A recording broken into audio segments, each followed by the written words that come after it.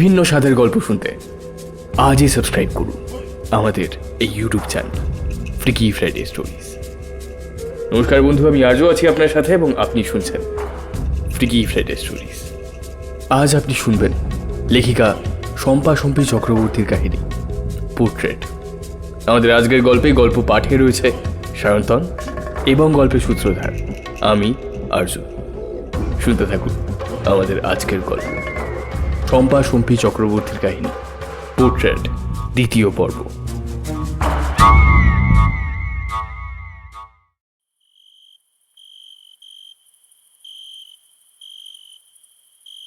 সন্ধ্যার সময় নিজের দক্ষিণের ঘরে বসে একটি উপন্যাসের পাতা উল্টাচ্ছিল নরেন।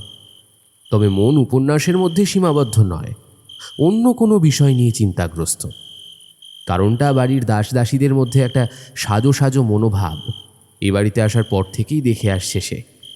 নকুল ঘরে ঢুকতেই অপেক্ষা না করে প্রশ্নটা করে বসল নরেন। আচ্ছা নকুল দাদা, বাড়িতে কি কোনো উৎসব হতে চলেছে? বাড়ির সকলের মধ্যে একটা সাজো সাজো মনোভাব। ও ছোট দাদাবাবু, আপনি জানেন না? আরে বাড়িতে বড় উৎসব হচ্ছে গো। আর উৎসবটা তো আপনাকে নিয়েই। তারই তো তোরজোর চলছে কয়েক মাস ধরে। কি বললেন নকুল দাদা? আমার বিয়ের তোড়জোড়? হ্যাঁ গো ছোট দাদাবাবু, তোমারই তো বিয়ে। ওই হরিদেবপুরের জমিদার রামনাথ রায়, হ্যাঁ, তার মেয়ের সাথে তোমার বিয়ে গো। তুমি জানো না? না, তা হতে পারে না। নকুলের কথাগুলো শেষ হওয়ার আগেই বেশ উচ্চ স্বরে চিৎকার করে ওঠেন নরেন। সেই সঙ্গে দ্রুত পায়ে বেরিয়ে যায় নিজের ঘর থেকে সোজা পিতা রাজনারায়ণ মুখুজ্জের বৈঠকখানার ঘরের অভিমুখে।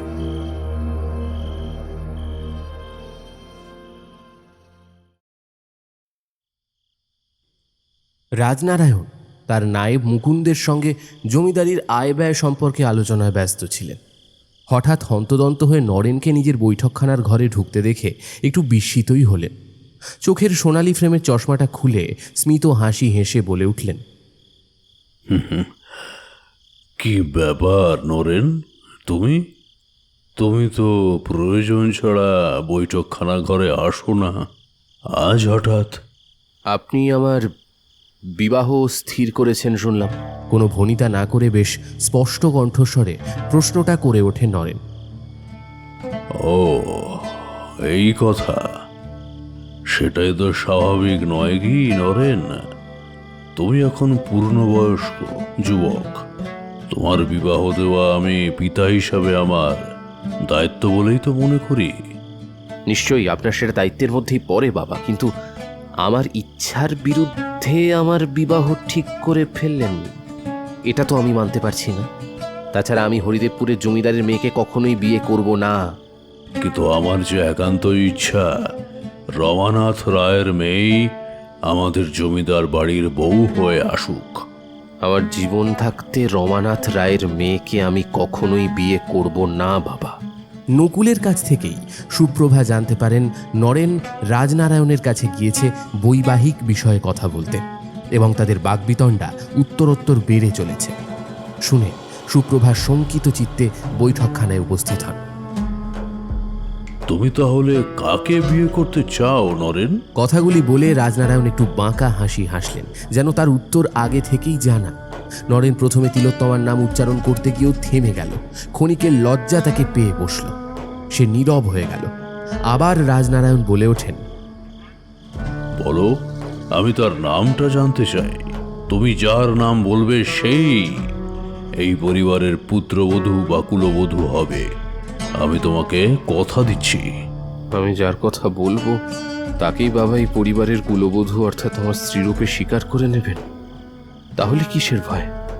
নামটা বলেই দিই। মনে মনে কথাগুলি দু একবার বিড়বিড় করে একসময় নামটা মুখ থেকে উচ্চারিত হয়ে যায় নরেনের। তিলোত্তমা। কি? কার নাম বললে? আরো একবার বলো, ঠিক শুনতে পেলাম না। পিতার নির্দেশে আবার নরেন নামটা উচ্চারণ করতেই সশব্দে রাজনারায়ণ হেসে উঠলেন। তিলোত্তমা মানে মনোজ চক্রবর্তীর মেয়ে তো? কিন্তু বিয়ে করার জন্য তুমি তাকে পাবে কোথায়? সে তো শুনেছি কোনো এক পুরুষের হাত ধরে রাতের অন্ধকারে ঘর ছেড়ে বৃদ্ধ বাবাকে ছেড়ে এই গ্রাম ছেড়ে পালিয়ে গেছে। তা তো বেশ কয়েক মাস আগেকার ঘটনা। কেন, তোমার মা তোমায় জানাননি? তিনি তো সবই জানেন। বেশ রসিকতার সুরে কথাগুলি বলে রাজনারায়ণ সুপ্রভার দিকে তাকালেন। কি বলছেন বাবা? তিলোত্তমা কারোর সাথে চলে গেছে? না না না, তা কি করে হয়? প্রশ্নগুলো নিজের মনে বার কয়েক উচ্চারণ করতে করতে সুপ্রভার দিকে এগিয়ে গেল নরেন। সুপ্রভার দুটো হাত নিজের হাতের মধ্যে নিয়ে ব্যাকুল কণ্ঠস্বরে নরেন বলে ওঠে, মা মা উনি উনি উনি উনি কি ঠিক বলছেন? হ্যাঁ, নাকি তিলোত্তমা সম্পর্কে মিথ্যে অপবাদ দিচ্ছেন? তুমি বলো মা। হ্যাঁ, তুমি তো কোনোদিন মিথ্যে বলো না। ওর কথাগুলো কি সত্যি? সুপ্রভা অধোবদনে চুপ করে দাঁড়িয়ে থাকেন। কি বলবেন নরেনকে? সত্যি তো এটাই যে তিলোত্তমা কোথায় যেন চলে গেছে, কিন্তু এই চরম সত্যিটা নরেন কি করে সহ্য করবে? ও যে তিলোত্তমাকে সত্যি ভালোবেসেছিল তা তার থেকে বেশি কেউ জানে না, কিন্তু সত্যিটা তো নরেন একদিন না একদিন জানতে পারতই। তাহলে তাহলে আর চুপ থেকে লাভ কি? মা মা তুমি চুপ করে আছো কেন? বলো মা, বলো বলো বলো, উনি যা বলছেন সব সত্যি? নরেনের প্রশ্নে সম্বিত ফেরে সুপ্রভার। নরেনের মুখের দিকে কিছু সময় তাকিয়ে থেকে একটা দীর্ঘশ্বাস ফেলে বলে উঠলেন, হ্যাঁ, উনি যা বলছেন তার অনেকটাই সত্যি নরেন। মা, তুমিও বলছো তিলোত্তমা আমায় ছেড়ে চলে গেছে? না না মা মা, তা তা হতে পারে না। তিলোত্তমা এটা করতে পারে না। এটা এটা এটা শান্ত কণ্ঠস্বরে কথাগুলি বলে নরেন কিছুক্ষণ সুপ্রভার মুখের দিকে তাকিয়ে থাকে, তারপর ধীরে ধীরে চলে যায়। সুপ্রভার নীরবে আঁচলের প্রান্ত দিয়ে নিজের চোখের জলটুকু মুছে নেন। সময় থেমে থাকে না, এক্ষেত্রেও থাকলো না। নরেনকে বোঝানোর লোকেরও অভাব হলো না। সমগ্র নিকুঞ্জপুর গ্রাম তিলোত্তমা সম্পর্কে যে ধারণাটা পোষণ করে আসছিল সেটাই ক্রমশ সবার কাছে সত্যি মনে হতে লাগলো। সকলের মনে এই ধারণাই উদয় হলো মেয়েটা নিজে থেকে চলে গিয়েছিল, কিন্তু কারোর মনে এটা উদয় হলো না মেয়েটাকে কেউ অপহরণও করে থাকতে পারে। নানা মানুষের নানা কল্পনা কাহিনীর আধারে একসময় তিলোত্তমা নামটাই হারিয়ে গেল। শুধু শোকগ্রস্ত পিতা মনোজ চক্রবর্তী শূন্য হৃদয় নিয়ে জীবন কাটাতে থাকলেন। তার তিলোত্তমার অনুপস্থিতি প্রতি মুহূর্তে উপলব্ধি করে।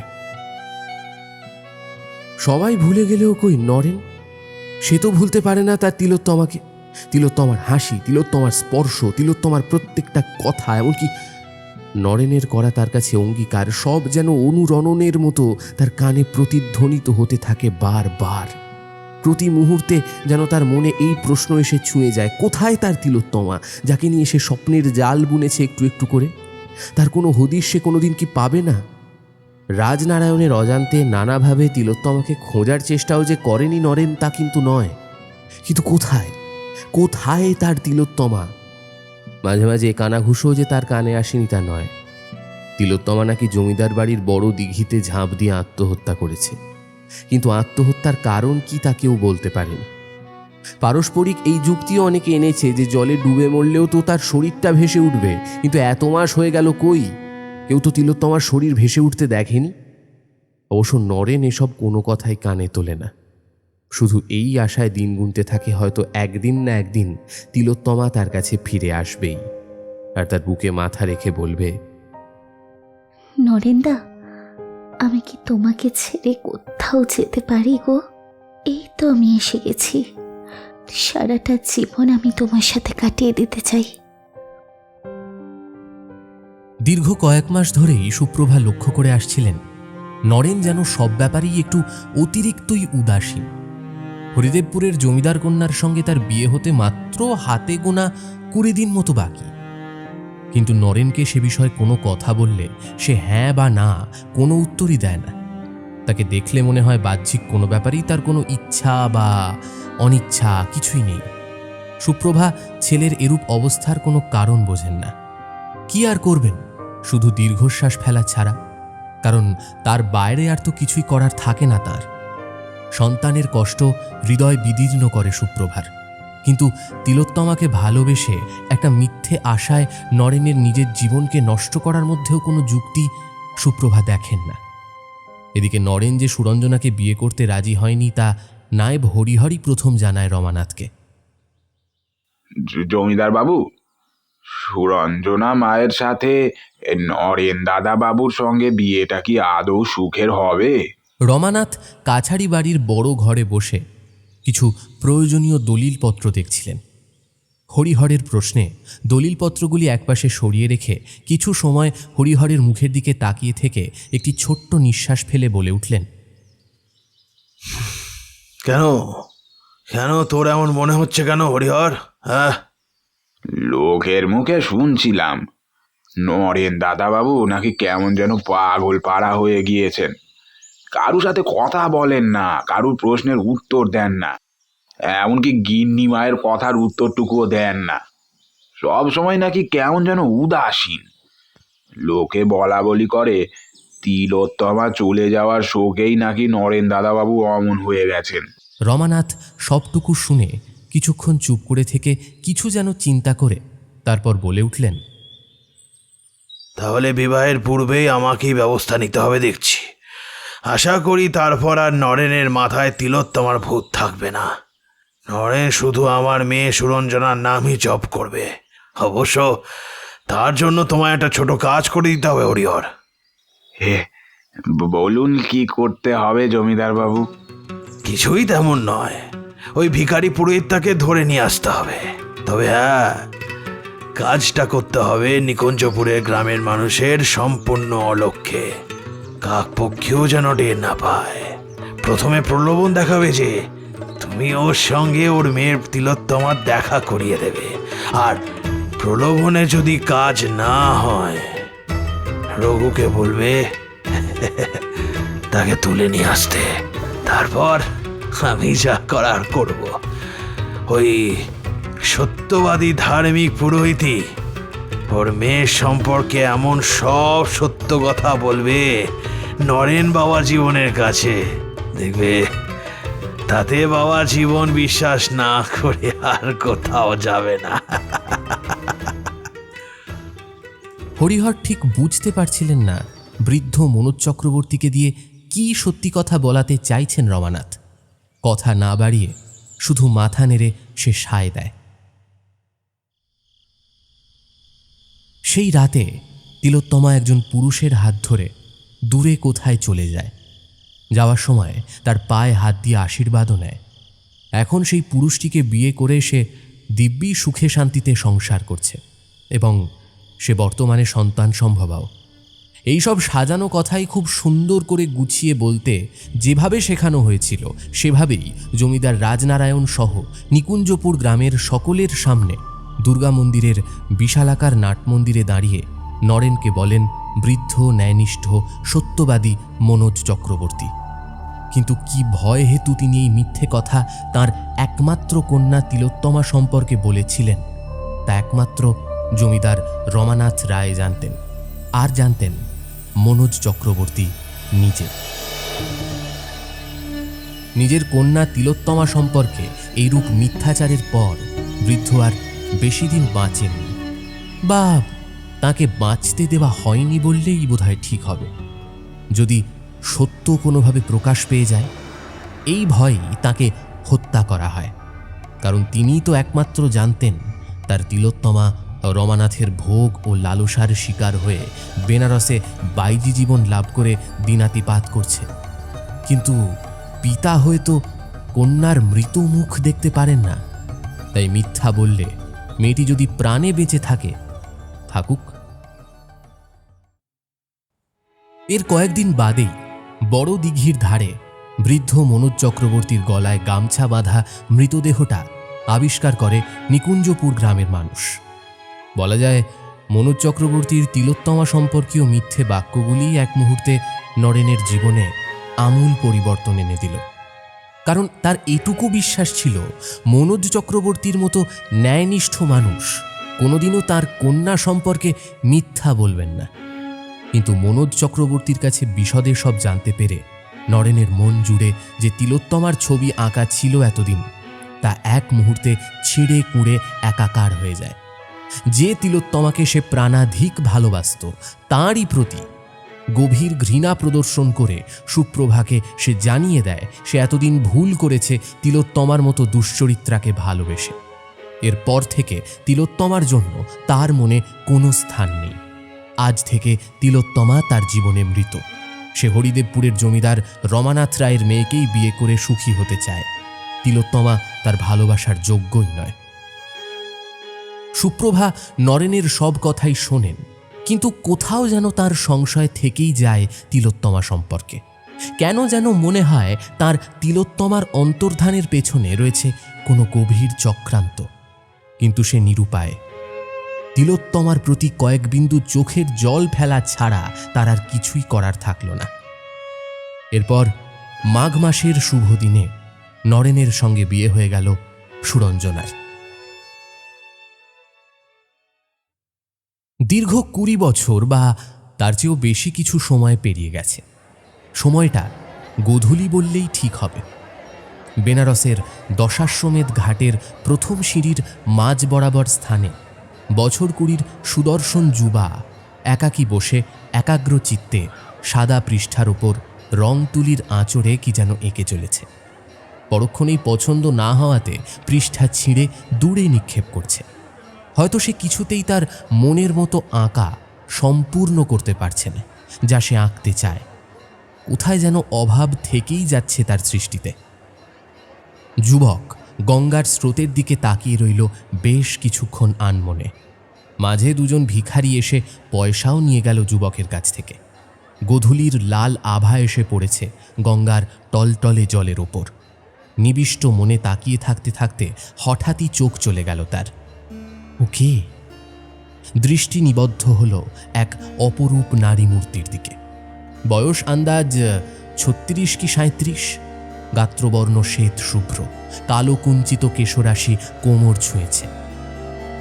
সূর্যের পরন্ত আলোয় দূর থেকে যেটুকু বুঝতে পারল যুবক, তা হল নারীটির অনিন্দ সুন্দর মুখশ্রীর মধ্যে চোখের মণি দুটির রং আর 5টা বাঙালি মেয়ের মতো কালো নয়, সম্পূর্ণ আলাদা, এবং তা অদ্ভুত রকমের নীল। ইতিপূর্বে এমন নীল নয়না অপরূপা সুন্দরী রমণী যুবক দেখেছে বলে মনে করতে পারল না। নিজের মাকেও দেখেছে সে, তিনিও যথেষ্ট সুন্দরী, কিন্তু না, এ রমণীর সৌন্দর্য অন্য কারোর সাথেই তুলনা করা যায় না। যুবক অনিমেষ দৃষ্টি মেলে তাকিয়ে থাকে সেই রমণীর দিকে বেশ কিছু সময়, যার সিক্ত শরীর জুড়ে যৌবনের মাদকতা বয়সের ভারে কিছুমাত্র লুপ্ত হয়ে যায়নি।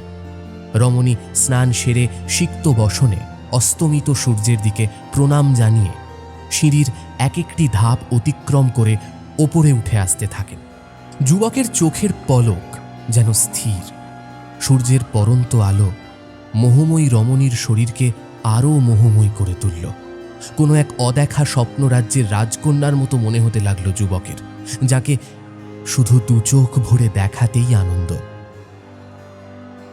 রমণী সিঁড়ির শেষ ধাপে উঠে গিয়েছেন। না, আর বসে থাকা নয়। ওই রমণী কে, তাকে জানতেই হবে। যুবক রমণীর পিছু নিল, কিন্তু কিছু পথ যাওয়ার পরেই বেনারসের অজস্র গলিপথের মধ্যে সেই রমণী যে কোথায় হারিয়ে গেলেন তা ঠিক বুঝে উঠতে পারল না যুবক। একটা ছোট্ট নিঃশ্বাস ফেলে সেদিনের মতো সে ফিরে এলো তার ঘরে। এরপর সপ্তাহখানেক কেটে গেছে। রোজই প্রায় দশাশ্বমেধ ঘাটের সিঁড়ির প্রথম ধাপে যুবকটি বসে থাকে এই আশায় যদি দেখা পায় তার, কিন্তু না, রোজই সে বিফল হয়ে বাড়ি ফিরে আসে।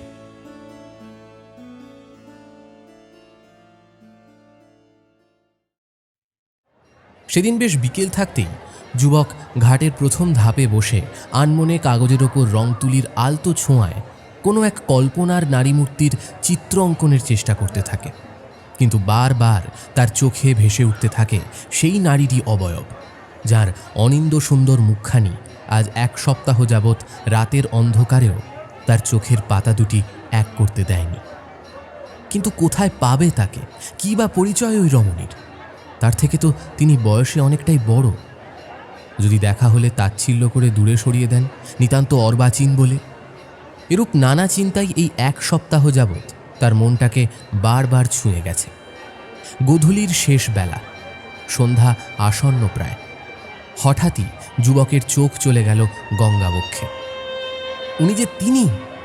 ঠিক একইভাবে স্নান করে সিক্ত বসনে সূর্য প্রণাম করে একটি পর একটি সিঁড়ি বেয়ে উপরে উঠে আসছেন। কাছে, আর আরও কাছে, মাত্র 2টি সিঁড়ির ব্যবধান।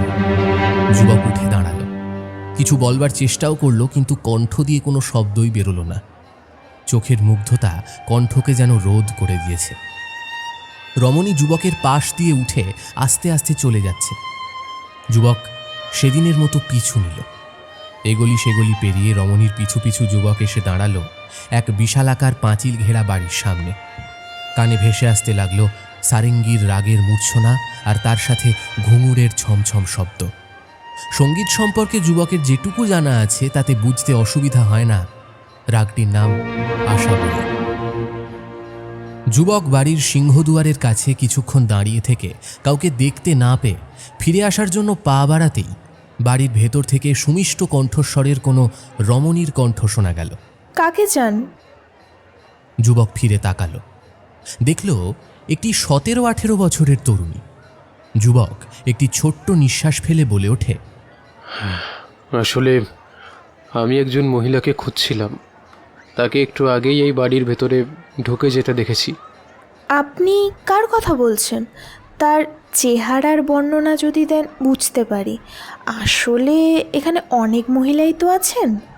একজন মহিলা, অসামান্য সুন্দরী, গায়ের রং।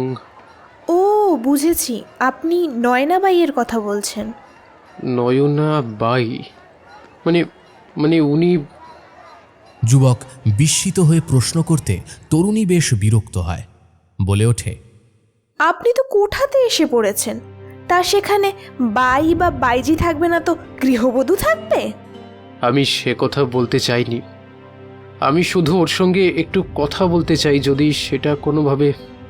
আপনি নয়না বাইয়ের সঙ্গে দেখা করে কি করবেন? আপনি জানেন ওর সঙ্গে একটা রাত কাটানোর দাম কত? অবশ্য আপনাকে দেখে বেশ জমিদার জমিদার লাগছে, তবুও বলি নয়না বাইকে 1 রাত পাওয়া অত সোজা কথা না। আপনি বরং বাড়ি ফিরে যান, আর একান্তই যদি না যেতে চান উপযুক্ত মূল্য দিয়ে নয়না বাইয়ের একটা রাত কিনে নিন। দেখুন, আমি ওর রাত কিনতে আসিনি, আমি ওর কয়েকটা দিন কিনতে চাই। অবশ্য যদি উনি রাজি হন, তাতে যত টাকা লাগে আমি দেব। বলেন তো, আমার জমিদারের কিছু অংশ ওকে দিয়ে দিতে পারি, কারণ আপনি খানিকটা ঠিকই ধরেছেন। আমি এখনও জমিদার হতে না পারলেও আমি জমিদার পুত্র। ঠিক আছে, আপনি কাল আসুন, আমি নয়না বাইকে বলে রাখবো। পরদিন বেশ সকাল সকাল যুবক একেবারে ফুলবাবুটি সেজে হাজির হয়ে যায় কোঠার উদ্দেশ্যে। কাল আসবেন বলাতেই যে সকাল সকাল যুবকটি কোঠাতে এসে পড়বে তা বোধ করি তরুণী ভাবতে পারেনি। অগত্যা কোঠার পুরনো ভৃত্য নন্দকে দিয়ে যুবককে পাঠিয়ে দেয় নয়না বাইয়ের ঘরের দিকে। বিশালাকার বাড়িটার প্রত্যেক ঘরের পাশ দিয়ে হেঁটে যেতে যেতে শোনা যায় নৃত্যের ছন্দের সঙ্গে তবলার তালের ঠেকার যুগলবন্দি। এর পূর্বে এরূপ পরিবেশের সম্মুখীন যুবক বোধ করি কোনোদিনই হয়নি। প্রায় 8-10টি ঘর পেরিয়ে নন্দ একটি ঘরের সামনে এসে যুবককে দাঁড় করালো। ঘরটির ভেতর থেকে দরজা বন্ধ। বন্ধ দরজার সামনে এসে নন্দ হালকা সুরে হাঁক দিল, মা গো, দরজাটা একবার খুলবেন? একজন আপনার সঙ্গে দেখা করতে এসেছেন। কোনো সাড়া পাওয়া গেল না। আবার নন্দ ডেকে ওঠে, মা, আমি নন্দ, আপনার সঙ্গে একজন দেখা করতে চান। ঘরের বিশালাকার কাঠের নির্মিত দরজা খুলে যেতেই যুবক দেখতে পেল তার সম্মুখে দাঁড়িয়ে আছেন সেই রমণী। তুমি যাও নন্দ, ওর জন্য কিছু খাবারের বন্দোবস্ত করো। নন্দ রমণীর উদ্দেশ্যে প্রণাম ঠুকে চলে যেতেই রমণী খুব শান্ত কণ্ঠস্বরে বলে ওঠে, ভিতরে আসুন। যুবক ঘরে ঢুকে আসতেই রমণী একটি আরাম কেদারা দেখিয়ে দিয়ে তাকে বসতে নির্দেশ করলেন। কিছুক্ষণের নিস্তব্ধতা ভেঙে রমণী বলে ওঠেন, আমি নয়না বাই। আমার কাছে আপনার মতো নব্য যুবারা বড় একটা আসেন না, কারণ আমি তাদের আসার সুযোগ দিই না। কিন্তু আপনাকে দিলাম, কারণ আপনাকে দীর্ঘদিন দশাশ্বমেধ ঘাটে আমার আসার অপেক্ষায় দীর্ঘক্ষণ বসে থাকতে আমি আড়াল থেকে লক্ষ্য করেছিলাম। নয়নার কথাগুলি শেষ হওয়ার পূর্বেই যুবা বলে ওঠে, হ্যাঁ, আমি প্রায় 1 সপ্তাহ যাবৎ আপনার আসার অপেক্ষা করে বসে থেকেছি। আপনি আসেননি, তবে আমি জানতাম আজ না হয় কাল আপনি আমায় সুযোগ দিতে বাধ্য হতেন আপনার নিকটে আসার, কারণ আমি আপনার নিকটে আসার সুযোগ পাওয়ার জন্য একটা দিন কেন একটা যুগও অপেক্ষা করতে পারি, আর সেই জন্যই আপনার জন্য অপেক্ষা করে থেকেছি। বেশ উচ্চস্বরে হেসে ওঠেন নয়নাবাই। হাসতে হাসতে খানিকটা রসিকতার সুরে বলে ওঠেন,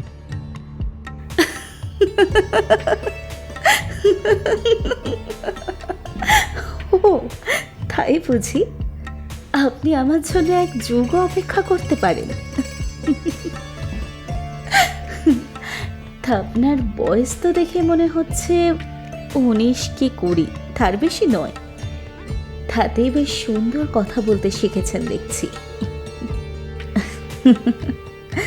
তাই এই কথা কি আপনি জানেন যে আপনার মতো মিষ্টি মিষ্টি কথা আমি রোজই শুনি? কত জমিদার সাহেব মোদ্দার আসেন আর এই একই কথা বলেছেন। এসব মধুর কথা আমার কাছে নতুন কিছু নয়। যাক কেউ সব কথা, আপনার নামটা কি বলুন তো? কথাগুলো বলে যুবার বিপরীত দিকে রাখা অপর একটি আরামকে দাঁড়ায় সুন্দর দেহ সৌষ্ঠব এলিয়ে দেন নয়নাবাই।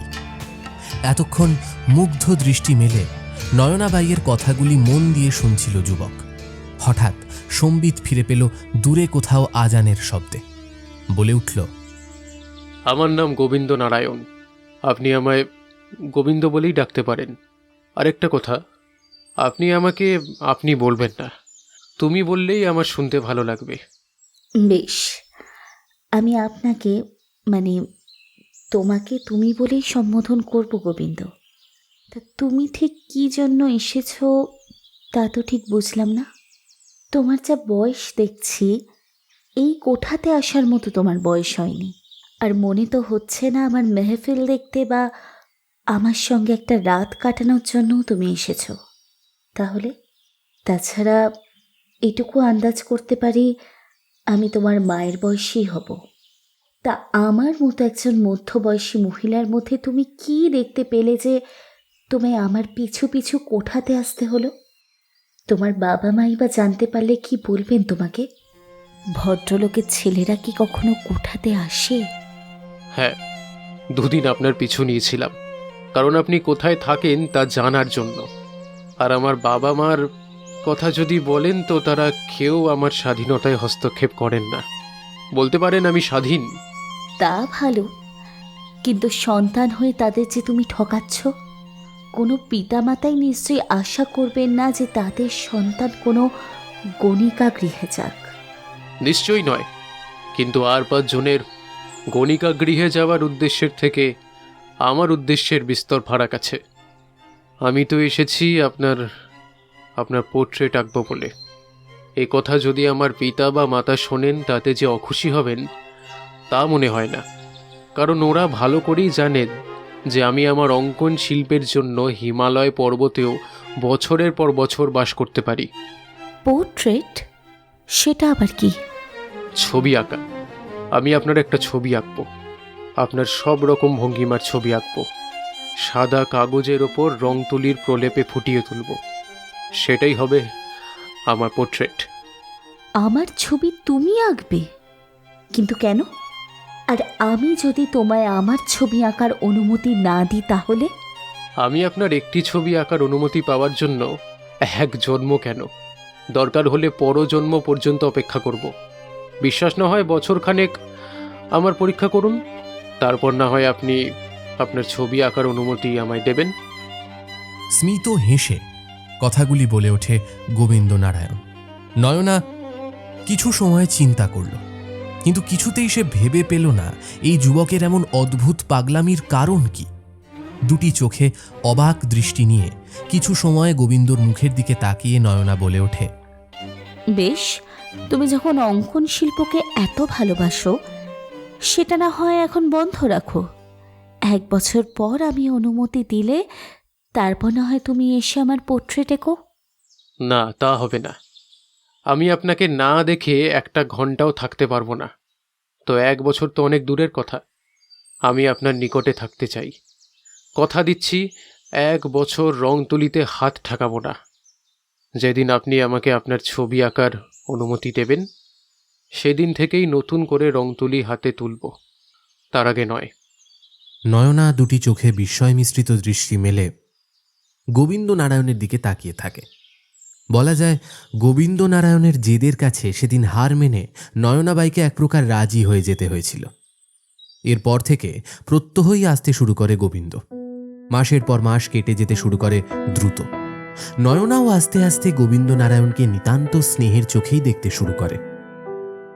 এক মায়ের তার সন্তানের প্রতি যতটা স্নেহের প্রাবল্য থাকে, তার কিছুমাত্র কম ছিল না গোবিন্দের প্রতি নয়নার স্নেহ, তা বলা যায়। হয়তো সেটা প্রকাশ পেত কম, তাই ভুলটা হয়ে গেল গোবিন্দ নারায়ণের দিক থেকেই। সে ধীরে ধীরে নিজের অজান্তেই ভালোবেসে ফেলল নয়নাবাইকে। বয়সের ফারাক তখন তার কাছে নিতান্তই মামুলি বোধ হল।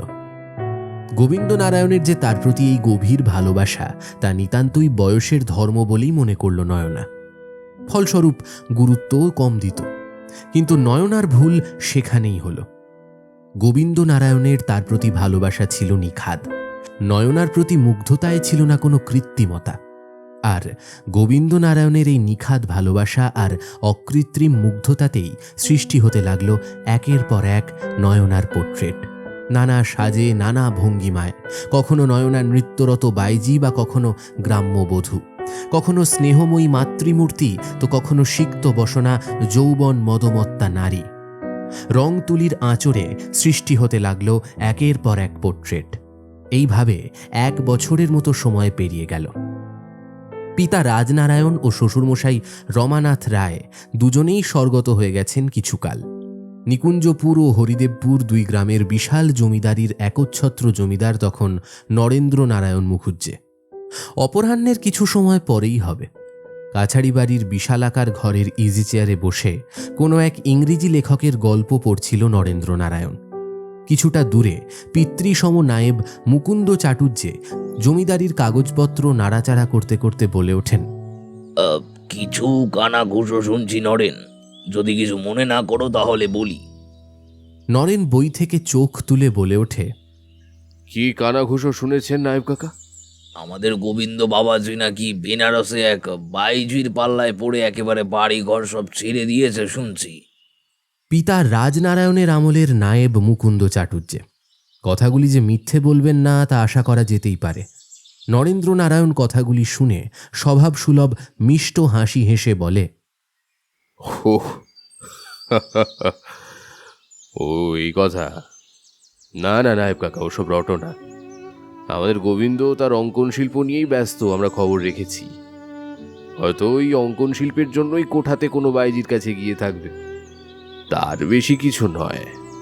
আমার পূর্ণ বিশ্বাস আছে আমার গোবিন্দর প্রতি। হ্যাঁ, থাকলেই ভালো। তবে কি জানো বাবা, ওরা সব মোহময়ী রমণী।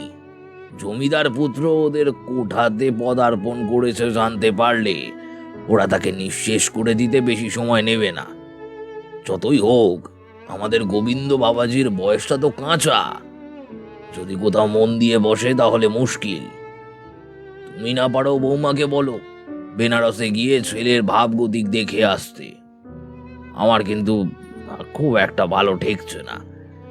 আজ প্রায় 1 বছর হলো গোবিন্দ বাবাজি তার মাতামহের বাড়িতে রয়েছে, যেখানে ভৃত্য কানাই ছাড়া তো তাকে দেখাশোনার মতো কেউই নেই। কি দরকার ওখানে গোবিন্দ বাবাজিকে রাখার? এটা মনে রেখো বাবা, যা রটে তার কিছু তো বটে। হ্যাঁ। প্রায় এক নিঃশ্বাসে মুকুন্দ চাটুর্যে কথাগুলি বলে কাগজপত্র একধারে সরিয়ে রেখে তার হুঁকোতে দীর্ঘ একটা টান দিলেন। রাতে মুকুন্দ চাটুর্যের বলে যাওয়া কথাগুলোই বলে ওঠে নরেন স্ত্রী সুরঞ্জনাকে।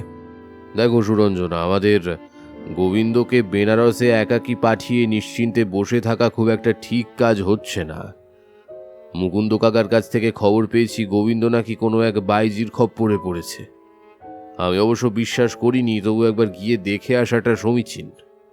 বিশাল পালঙ্কের মাঝ বরাবর শুয়ে সুরঙ্গনা পান সাজছিল। স্বামীর মুখে বাইজি শব্দটা শুনে হঠাৎ কথার মাঝপথে চিৎকার করে উত্তেজিত কণ্ঠস্বরে বলে ওঠে, না না, তা হতে পারে না। আমার গোবিন্দের কখনোই এরূপ নিম্ন রুচি হবে না। তোমাকে মুকুন্দ কাকা ভুল কথা বলেছেন। আমি জানি গোবিন্দ তোমার মতো ধার্মিক, চরিত্রবান, মহান হৃদয়ের মানুষ হয়ে গড়ে উঠেছে। ও কখনোই ওর মাতামহের মতো চরিত্রহীন নয় যে বাইজি পুষবে। সুরঞ্জনা হঠাৎ এসব কি বলে চলেছে? একটু অবাকই হলো নরেন। সুরঞ্জনা গোবিন্দ সম্পর্কে বলতে গিয়ে নিজের বাবার বাইজি পোষার কথা বলল কেন? জমিদার রমানাথ রায় যে কোনোদিন বাইজি রাখতেন তা তো কোনোদিন সে শোনেনি। নিজের মধ্যেই প্রশ্নগুলো করে একটা ছোট নিঃশ্বাস ফেলল নরেন। মুখে কিছু বলল না, পাছে সুরঞ্জনার খারাপ লাগে। সুরঞ্জনা নিজেকে সামলে নেয়। সে কি বলতে কি বলে ফেলছিল তার বাবার সম্পর্কে, কারণ বাইজি সম্পর্কে তার ভীতি তো আজকের নয়। সেদিন সে পিতা আর লাঠিয়াল রঘুর কথোপকথন দরজার আড়াল থেকে শুনে ফেলেছিল এবং জানতে পেরেছিল তিলোত্তমা তার পিতারই লালসার শিকার। তখন থেকেই সে ভীত। সে আরও জেনেছিল পরবর্তীকালে তিলোত্তমাকে বেনারসে পাঠিয়ে এক বাইজির হাতে তুলে দেন তারই পিতা রমানাথ রায়।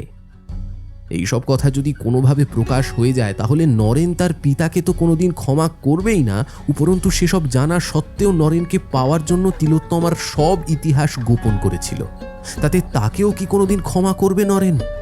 কিন্তু বাপ কেউ ছাড়ে না। গোবিন্দ কিনা তারই মাতামহর পদাঙ্ক অনুসরণ করল। না না, তা হতে পারে না।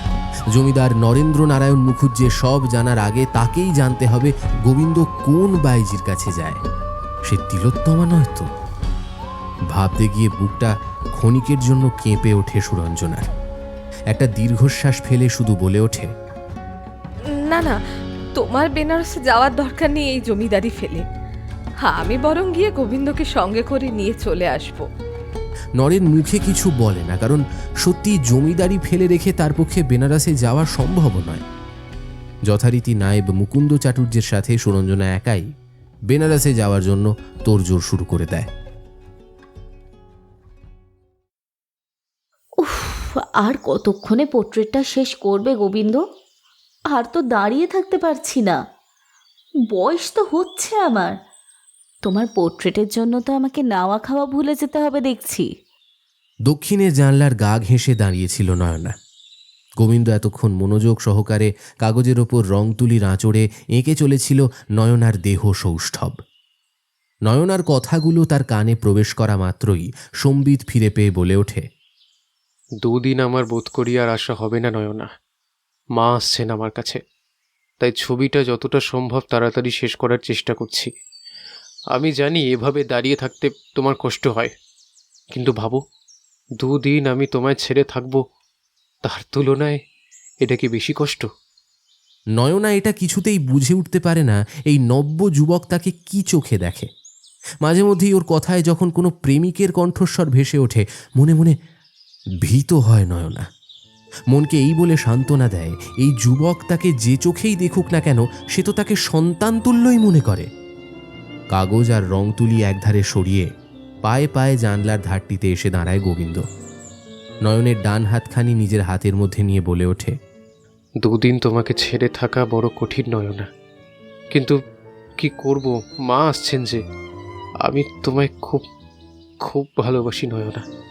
আমি তোমায় ছাড়া সত্যি বাঁচব না। যদি জীবনে প্রথম কাউকে ভালোবেসে থাকি তো সে হলে তুমি। তুমি আমায় ছেড়ে কোনোদিন কোথাও চলে যাবে না তো? কথা দাও নয়না, তুমি আমায় ছেড়ে কোথাও যাবে না। সেই একই কথা, সেই একই অঙ্গীকার করানোর আকুলতা। এ কে? গলা দিয়ে কোনো শব্দ বেরোল না নয়নার। একটা দলা পাকানো কষ্ট তার কণ্ঠস্বর রোধ করে দিতে চাইল। তবে কি? প্রশ্নটা নিজের মধ্যে অতি গোপনে নয়না লুকিয়ে রাখল। আমায় যেন ভুলে যেও না।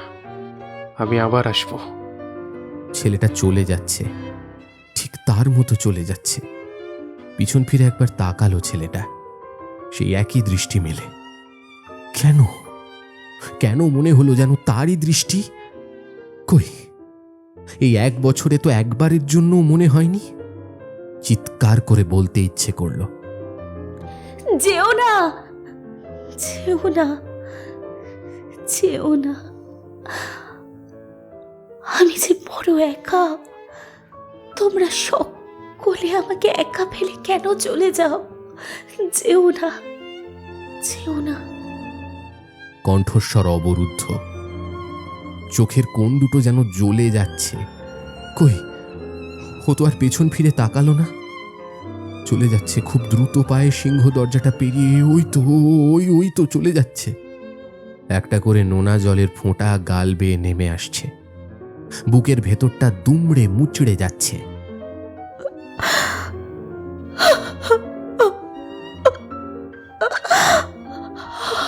ঈশ্বর, ঈশ্বর,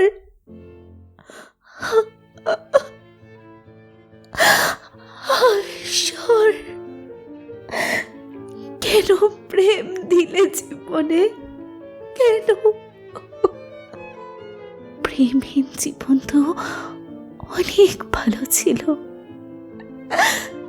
কেন কেন কেন?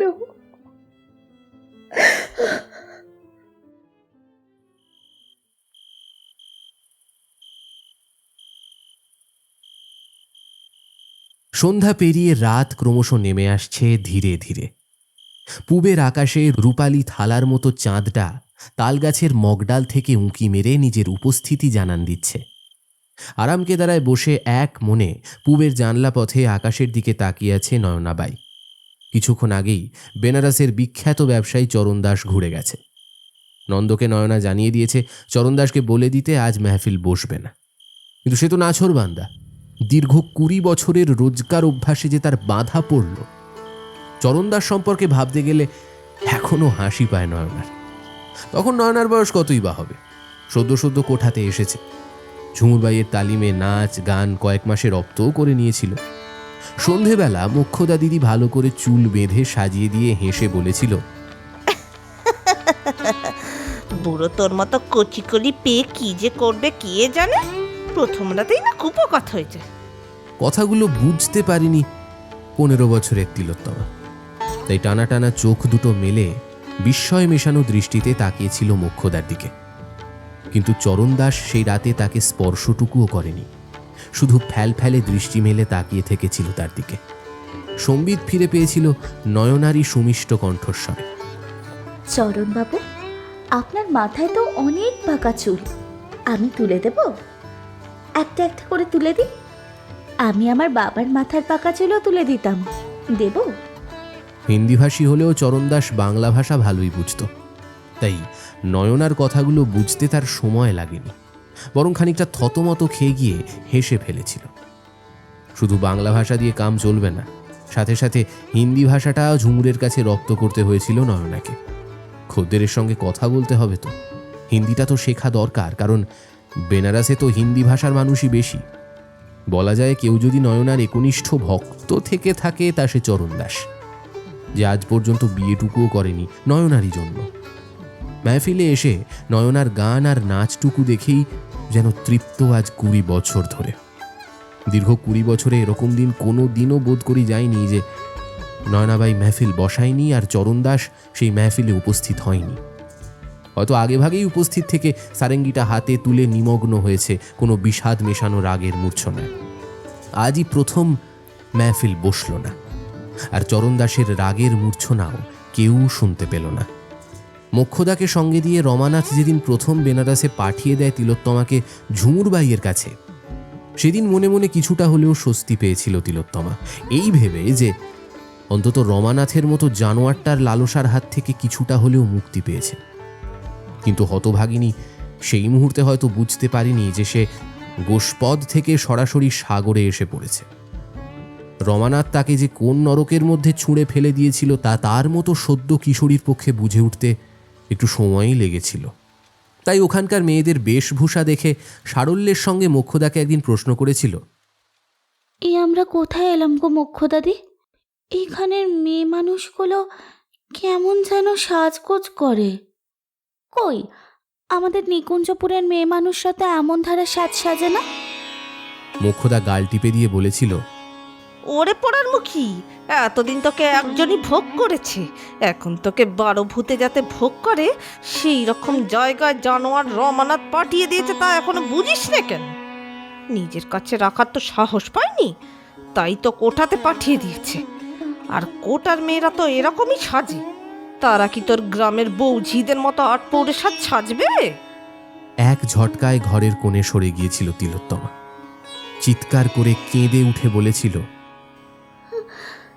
না না, হতে পারে না, না মোক্ষদা দিদি, আমি বাঁচতে চাই, আমি বাঁচতে চাই মোক্ষদা দিদি, আমি বাঁচতে চাই, আমি বাঁচতে চাই। আমাকে নিয়ে পালিয়ে চলো, পালিয়ে চলো মোক্ষদা দিদি, আমাকে নিয়ে পালিয়ে চলো।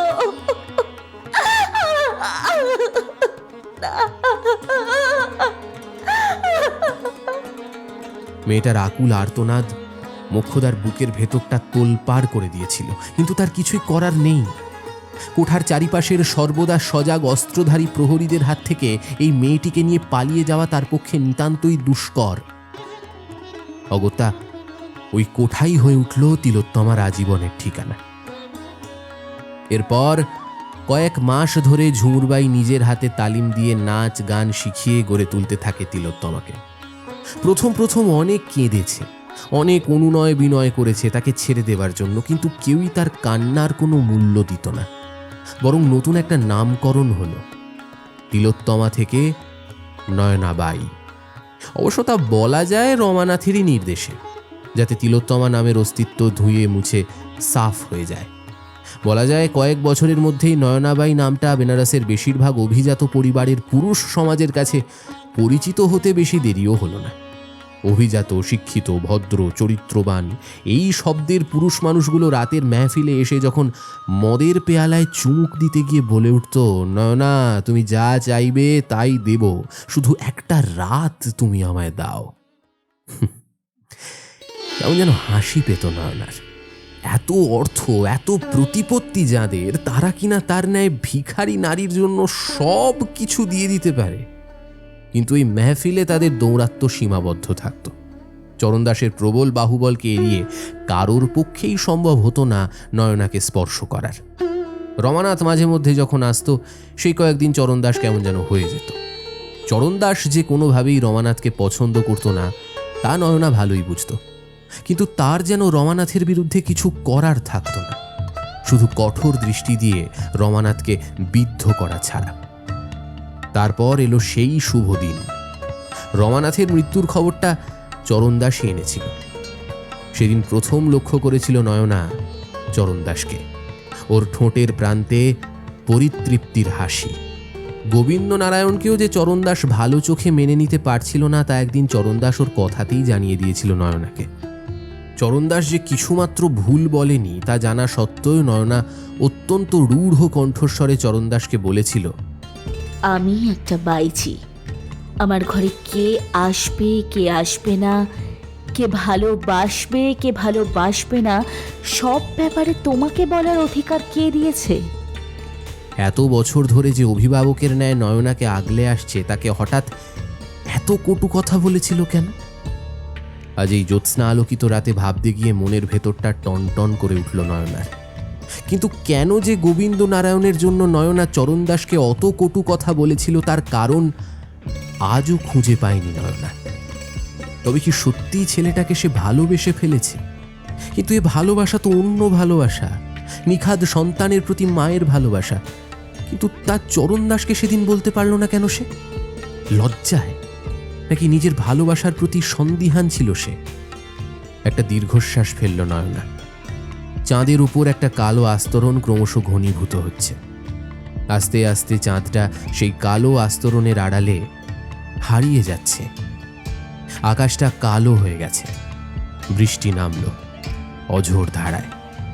মা, একজন বাঙালি ভদ্রমহিলা আপনাকে খুঁজছেন, বলছেন আপনার সঙ্গে খুব দরকার। নন্দের কথায় চিন্তায় ছেদ পড়ল নয়নার। এত রাতে এই পরিবেশে কোনো ভদ্রমহিলা আসতে পারেন তা ভাবনারও বাইরে। তাই বেশ চিন্তিত কণ্ঠস্বরে বলে ওঠে, যাও, যখন এসেই পড়েছেন উনি, নিয়ে এসো। হয়তো কোনো জমিদারের স্ত্রী, রাতে স্বামী বাড়ি ফেরেননি, তাই গণিকা গৃহে খোঁজ নিয়ে দেখতে এসেছেন এখানে পড়ে আছে কিনা। বাঙালি জমিদার বধূদের বড়ই করুণ অবস্থা। মনে মনে একটু হাসল নয়না। তারপর শান্ত কণ্ঠস্বরে আবার বলে ওঠে, ডেকে আনো, বাইরে তো বেশ বৃষ্টিও পড়ছে। কথা হয়ে গেলে ওর ফেরার ব্যবস্থা করে দিও নন্দ। উনি ঘোড়ার গাড়িতে এসেছেন, যাবেনও বোধ করি তাতে, কারণ ঘোড়ার গাড়িখানা একধারে দাঁড় করানো আছে দেখছি মা। নন্দ কথাগুলো বলে চলে যেতেই কিছু সময় বাদে ঘরে ঢুকলেন এক ভদ্রমহিলা। সাঁঝবাতির আলোতে যেটুকু মহিলার পরিধানের পোশাক ও গহনা দেখে আন্দাজ করা যায়, তাতে মহিলা অসম্ভব বিত্তশালী পরিবারের, তা বুঝতে এতটুকু অসুবিধা হলো না নয়নার। মহিলাকে সামনের কাঠের নির্মিত আরাম কেদারায় বসতে নির্দেশ করল নয়নাবাই।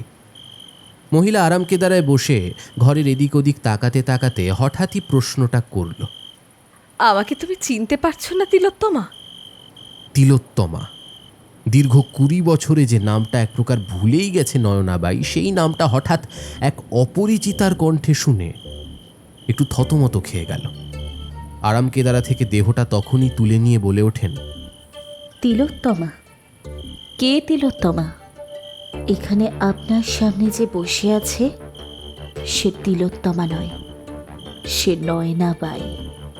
বেনারসের অভিজাত পরিবারের প্রত্যেক পুরুষের মুখে যার নাম সর্বদা উচ্চারিত হয়। সে তো হবেই, নাম করা বাইজি বলে কথা। কত মেয়ের স্বপ্নের সংসার ছাড়খাড় করে দিয়ে তবেই না একচ্ছত্র রানী হয়েছ নয়নাবাই। বেশ মিষ্ট সুরে মহিলা কথাগুলি বলে উঠতেই নয়নার রাগে শরীরটা থরথর করে কেঁপে উঠল। আরাম কেদারা ছেড়ে উঠে দাঁড়ালো দ্রুত। কঠোর কণ্ঠস্বরে বলে উঠল, আপনি কে আমি জানি না, তবে এত রাতে আমার ঘরে এসে আমাকেই অপমান করার অধিকার আপনাকে কে দিয়েছে সেটা জানলে সুবিধা হতো। অপমান বোধ তোমার আছে নাকি নয়নাবাই? থুরি তিলোত্তমা। ব্যঙ্গের সুরে ভদ্রমহিলা কথাগুলি বললেন, আপনি যখন আমার পূর্বের নাম জানেন, তাহলে বোধ করি এটাও জানেন যে আমি জন্মসূত্রে বাইজি নই। এক কামুক নারীদেহ বুভুক্ষুক মানুষের অতৃপ্ত ললসার শিকার আমি। নয়নার কথা শেষ হওয়ার পূর্বেই মহিলা বলে ওঠেন, চুপ করো তিলোত্তমা।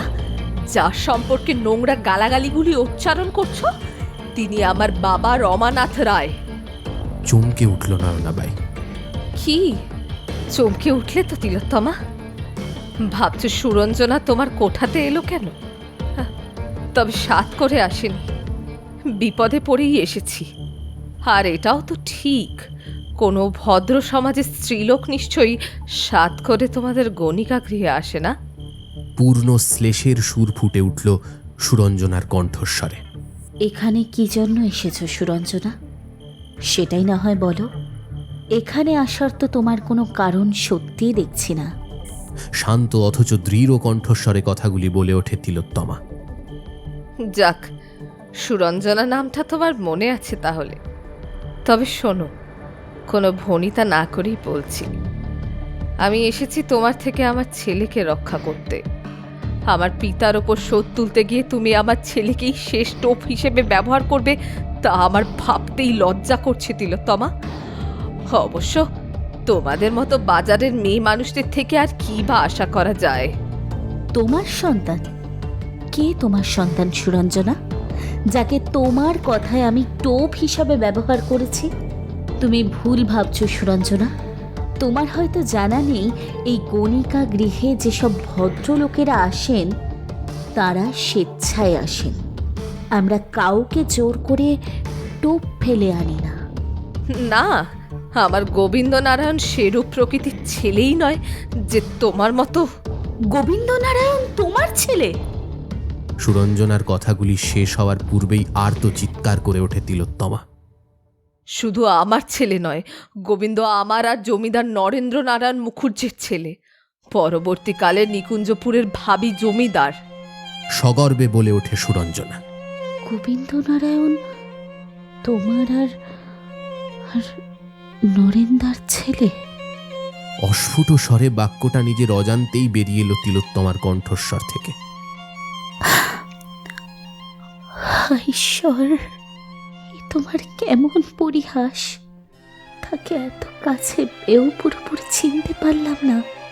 আমি তার জন্মদাত্রী নয় বলে। নরেন্দা, তুমি সুখী হয়েছ? খুব সুখী নরেন্দা? কেমন সুন্দর হীরের টুকরো ছেলে তোমার, কত সুন্দরী বউ। আর কি চাই? স্ত্রী সন্তান নিয়ে তোমার সুখের সংসার। আর দেখো আমি কি বোকা, তোমার জন্য আজও বসে আছি নিজের সবটুকু ভালোবাসা বুকে করে। আপন মনে কথাগুলো বলে ওঠে তিলোত্তমা। বুকের ভেতর ভেঙে চুরমার হয়ে যাওয়ার কষ্টটা চোখের জলের এক একটি ফোঁটা হয়ে বেরিয়ে আসতে চাইছে। ওহ, কি অসহনীয় কষ্ট! একদিন তোমার জন্য, শুধুমাত্র তোমার জন্য আমার মা অবহেলিত হয়েছে আমার বাবার কাছে। তোমার রূপের টানে রমানাথ রায় ভুলে গিয়েছিলেন তার বিবাহিত স্ত্রী সুদেশনাকে আর তার একমাত্র কন্যা সুরঞ্জনাকে। দিনের পর দিন আমাকে দেখতে হয়েছে আমার মায়ের চোখের কোণে জমে থাকা বিন্দু বিন্দু জল, যা আমার বাবার মন একটা দিনের জন্য বিগলিত করতে পারেনি। তিনি তখন তিলোত্তমার মোহে আচ্ছন্ন। বুঝলে তুমি, বুঝলে তিলোত্তমা? আমার বাবা তোমার মোহে আচ্ছন্ন। আবার এই তোমার জন্যই আজও আমি জমিদার নরেন্দ্র নারায়ণ মুখুজ্জকে স্বামী হিসেবে পেয়েও পাইনি। কেন জানো তিলোত্তমা? নরেন্দ্র নারায়ণের মন জুড়ে এখনো শুধু তোমারই বাস। তবে তবে তা ভালোবাসা রূপে নয়, ঘৃণা রূপে। ঘুমের ঘোরে অবচেতনে তিনি যখন শুধু তোমাকে খুঁজে চলেন, তখন আমি পাশে শুয়ে শুধু শুনি তার মনের গভীরে অঙ্কিত তোমার নামের উচ্চারণ। এ যে কত অপমানের তা তুমি বুঝবে না তিলোত্তমা। কিন্তু কিন্তু আমি তো চেয়েছিলাম ভালোবাসা বা ঘৃণা কোনোই ক্ষেত্রে ওর মনে তোমার উপস্থিতি না থাকে। কিন্তু কিন্তু তা তো আমি হেরে গেছি, তিলোত্তমা, তোমার কাছে আমি হেরে গেছি।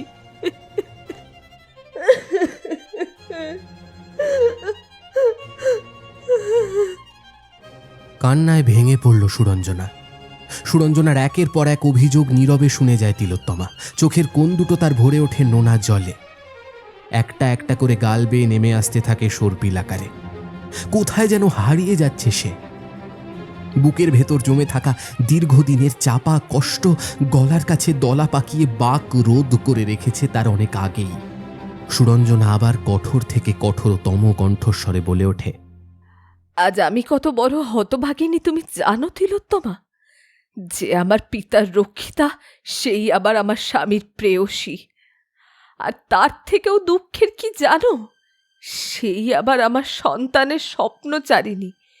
কি আছে তোমার মধ্যে তিলোত্তমা, বলতে পারো? আমার জীবনে কেন তুমি অভিশাপ রূপে এলে? আমার একমাত্র সন্তান গোবিন্দ তো কোনো অন্যায় করেনি।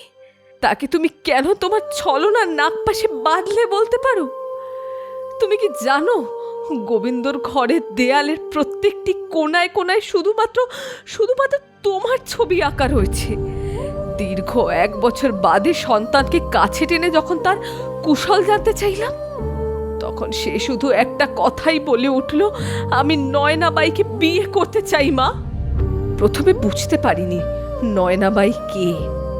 শুনেছিলাম একজন বাইজির সঙ্গে ওর ঘনিষ্ঠতা আছে, কিন্তু ও যখন ওর ঘরের দেয়াল জুড়ে টাঙিয়ে রাখা তোমার ছবিগুলো দেখিয়ে বলল, মা এই আমার নয়না, আমি যদি কাউকে জীবন সঙ্গিনী হিসেবে পেতে চাই তো নয়নাকেই পেতে চাই, নয়তো কোনোদিন আমি বিবাহ করব না। ছেলের মুখের কথাগুলো নির্বাক শ্রোতা হয়ে শুনেছিলাম মাত্র সেই মুহূর্তে, বলার মতো তো কিছু ছিলই না। বলতে পারো এক প্রকার গোবিন্দকে লুকিয়েই তোমার ঠিকানা সংগ্রহ করে আমার তোমার কাছে আসা। ভিক্ষের ঝুলি নিয়ে এসেছি তোমার কাছে অনেক আশায় তিলোত্তমা। তুমি আমার গোবিন্দকে ফিরিয়ে দাও, তুমি আমার সন্তানকে তোমার নাগপাশ থেকে মুক্ত করে দাও। কথাগুলো বলতে বলতে আরাম কেদারা থেকে উঠে এসে সুরঞ্জনা তার আঁচলটা মেলে ধরে তিলোত্তমার সামনে। তিলোত্তমা স্মিত হাসি হেসে বলে ওঠে, আসলে সুরঞ্জনা, ভিখারির কাছে ভিক্ষে চাইছো? কি বা আছে আমার তোমায় দেওয়ার? তোমার নিজের প্রতি কোনো বিশ্বাস নেই? তোমারই তো সব কিছু সুরঞ্জনা, সব। তোমার কিসের হারাবার ভয়? তোমার ছেলে গোবিন্দ নারায়ণ আমার সন্তানের মতো। আমি ওকে যে স্নেহের চোখে দেখি, তার সন্তানের প্রতি মায়ের যতটা স্নেহ থাকে সেটুকুই, তার বেশি নয়। আর কথা হলো গোবিন্দ নারায়ণের, সে তো নিতান্ত আবেগের বশবর্তী হয়ে আমাকে ভালোবেসে ফেলেছে। আমি বুঝলাম আর তুমি মা হয়ে তা বুঝলে না সুরঞ্জনা। একদিন যখন ও জানবে যে আমি ওর পিতামহের রক্ষিতা ছিলাম, তখন আপনি ঘৃণায় মুখ সরিয়ে নেবে, তোমার চিন্তা নেই। আর নরেন্দার কথা যদি বলো, তার ভালোবাসা তো ছিল পদ্মপাতায় পড়ে থাকা জলের বিন্দু মাত্র, টল টল করত। এই বুঝি পড়ে গিয়ে মাটিতে মিশে যায়? আবারও বলছি, বৃথাই চিন্তা করছো সুরঞ্জনা তোমার স্বামী সন্তানকে নিয়ে। যাও, ফিরে যাও এবার। তোমার সুখের সংসার তোমারই আছে, সেই সংসারে আমার মতো অপাংক্তে আর প্রবেশ করা নিয়ে বৃথাই ভয় পাচ্ছ। তুমি ফিরে যাও সুরঞ্জনা। দেখো, পূব আকাশের দিকে বৃষ্টি থেমে গিয়ে কেমন রূপালি চাঁদটা খিলখিলিয়ে হাসছে। যাও, ফিরে যাও। এক 12 বনিতার ঘরে তোমার মতো জমিদার বধূর বেশিক্ষণ থাকার শোভা পায় না। যাও। সুরঞ্জনা আঁচলের প্রান্ত দিয়ে নিজের চোখের কোণ দুটো মুছে তিলোত্তমার ডান হাতটা নিজের হাতের মধ্যে নিয়ে একটা ছোট্ট নিঃশ্বাস ফেলল। শান্ত কণ্ঠস্বরে বলে উঠল, আমার ক্ষমা করো তিলোত্তমা, তোমায় ভুল বুঝেছিলাম আমি। তোমার মঙ্গল হোক তিলোত্তমা, ভালো থেকো। আমি চলে যাচ্ছি। আবার বলছি, যদি পারো আমাকে ক্ষমা করো। যদি মা হতে তাহলে হয়তো বুঝতে সন্তান বিপথে গেলে মায়ের মনের অবস্থা কি হয়। যাক, আসি আজ। সুরঞ্জনা চলে যাচ্ছে। সাঁঝবাতির আলোয় তিলোত্তমা তাকিয়ে রইল ওর গমন পথের দিকে। একসময় ঘোড়ার গাড়ি করে চলে যাওয়ার শব্দও পাওয়া গেল। ধীরে ধীরে তিলোত্তমা দরজার দিকে এগিয়ে গেল। দরজাটা সশব্দে বন্ধ করে দিয়ে ফিরে এলো পালঙ্কের খুব কাছে। একসময় ঝুমুরবাই একটি বড়সড় মাপের শানিত ছুরি এনে নয়নাকে দিয়ে বলেছিল, দেখ, এটা তোর কাছে রেখে দিবি। যদি কোনো দিন কোনো বেয়াদব তোর ওপর জবরদস্তি করে, তাকে একেবারে গেঁথে দিবি, সালা তৎক্ষণাৎ শেষ হয়ে যাবে। আজ বড় ইচ্ছে হলো সেই শানিত অস্ত্রটা একবার বের করে দেখার। পালঙ্কের কোনো অংশে যেন বহু যত্ন সহকারে রাখা আছে অস্ত্রটি। একটু চিন্তা করে নিল নয়না। মনে পড়েছে, বিছানার দক্ষিণ দিকের তোষকের তলায়। দ্রুত পায়ে এগিয়ে গেল নয়না পালঙ্কের দক্ষিণ কোণে। তোষক তুলে বের করল সুদৃশ্য কাঠের হাতলওয়ালা চকচকে শানিত ছুরিটি। ভালো করে বার কয়েক ছুরিটার উপর হাত বোলাতে লাগল। বলা যায়, চরণদাস থাকার জন্য কোনোদিনই এই অস্ত্রটির প্রয়োজন পড়েনি। তাই পালঙ্কের তোষকের তলায় রেখে দিয়েছিল প্রায় 15 বছর বা তারও বেশি সময় ধরে। কিন্তু আজ এটাকে যে বড় প্রয়োজন। হাতে অস্ত্রটা সযত্নে ধরে ধীরে ধীরে নয়না এগিয়ে গেল তারই ঘরের উত্তর প্রান্তের দেওয়ালে আটকানো বিশালাকার আরশিটার দিকে। সাঁঝবাতির স্বপ্নীল আলোতে নিজের পূর্ণ অবয়ব দেখে মুগ্ধ হয়ে তাকিয়ে রইল নয়নাবাই। আজ বড় স্বাদ হলো তার অন্য রকম ভাবে নিজেকে সাজাতে। সেই 6 বছর বয়সে ঠিক যেমনটি মা সর্বজয়াকে দেখেছিল, সেই লালপাড় সাদা খোলের শাড়ি, কপালে সিঁদুরের টিপ, সীমন্ত পেরিয়ে রাঙা সিঁদুরের রেখা আর চরণযুগলে আলতার প্রলেপ। মনে আছে বাবা বলেছিলেন তিলোত্তমা খুব খুশি হয়েছিল। সবাই মাকে সাজিয়ে দিচ্ছে আর সে দেবে না। তড়িঘড়ি দুটি হাতে মায়ের শেখানো পথে চন্দন বেটে মায়ের কপালে একটা একটা করে ফোঁটা অতি যত্ন সহকারে পরিয়ে দিয়েছিল তিলোত্তমা। আজ বড় স্বাদ হলো ওই রূপেই সাজার। লাল টুকটুকে বেনারসিটা কোনো এক সময় চরণদাসী উপহার দিয়েছিল। সুদৃশ্য কাঠের আলমারি থেকে সেটা বের করে সযত্নে পরে নিয়ে আবার এগিয়ে গেল আরশির দিকে। কুমকুম টিপের ডিবে থেকে একটু কুমকুম মধ্যমাতে সযত্নে নিয়ে কপালে বড় একটা টিপ পরে বার কয়েক আরশির দিকে তাকিয়ে সুমধুর হাসি হাসল তিলোত্তমা। আহা, মেয়ের কি রূপ, যেন মা জগদ্ধাত্রী। এই মেয়ে তোমার রাজরানী হবে গো চক্রবর্তী। তুমি আমার কথা মিলিয়ে নিও।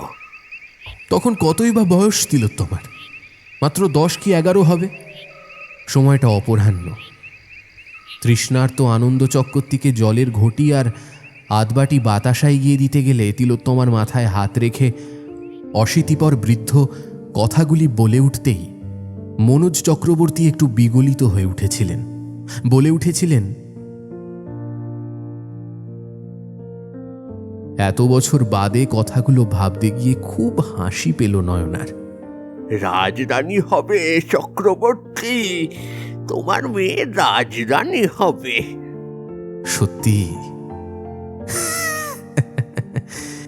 রাজরানী বটে। খানিকটা হেসে উঠল নয়নাবাই। হাসির শব্দ অনুরণনের মতো তার ঘরের 4 দেওয়ালের মধ্যেই আঘাত খেতে খেতে আবার নয়নার কাছেই ফিরে এলো। রাজরানী, কি চোখের কোণটা আবার ভিজে যাচ্ছে কেন? আজ এত আনন্দের দিন, তবে খুব কষ্ট হচ্ছে কেন? কেন বারবার নরেন্দার কথা মনে পড়ছে? তিলু, আমায় কথা দে, আমায় ছেড়ে কোথাও চলে যাবি না। কেন কষ্ট হচ্ছে? কেন তার বলতে ইচ্ছে করছে? নরেন্দা, আমি তো তোমারই আছি। আমি তোমায় ছেড়ে কোথায় যাব গো? কোথায় যাব? আচ্ছা নরেন্দা, তোমার মনে পড়ে নবীন খুড়োর বাগানে ওই আম চুরি করতে গিয়ে ধরা পড়ার কথা? তুমি জমিদার পুত্র বলে ছাড় পেয়েছিলে, আর আমি চোর অপবাদ পেয়েছিলাম গরিব পুরোহিতের কন্যা ছিলাম বলে। এটাই তো স্বাভাবিক নরেন্দা, এটাই তো স্বাভাবিক। আমায় কি আর তোমার পাশে শোভা পায়? চক্রবর্তীদা তো রাজরানী হওয়ার আশীর্বাদটা তো ছিল নিতান্তই স্নেহের প্রকাশ। তাদের সত্যতা খোঁজা তো বৃথা। না না, আর দেরি নয়। পূর্ণচন্দ্র মধ্য কখনে, শুভ লগ্ন আসন্ন। কই গো তোরা উলু দে, বর এসেছে। ওরে তিলু, ও তিলোত্তমা, ও পোড়ামুখী, ওরে তোর বর এসেছে, বর এসেছে। শানিত অস্ত্রটার দিকে ক্ষণিকের জন্য তাকালো নয়নাবাই। ভারী চকচকে সুন্দর দেখতে অস্ত্রটা। হাসল সে অপূর্ব মনোমোহিনী হাসি। এসো পরম প্রিয়, শুভ লগ্ন যে বয়ে যায়, আমায় আবদ্ধ করো তোমার আলিঙ্গনে। সময় যে উপস্থিত। মুহূর্তে চকচকে ধারালো অস্ত্রটা খুব সহজে আলিঙ্গন করে নিল এক বারবনিতার দেহকে।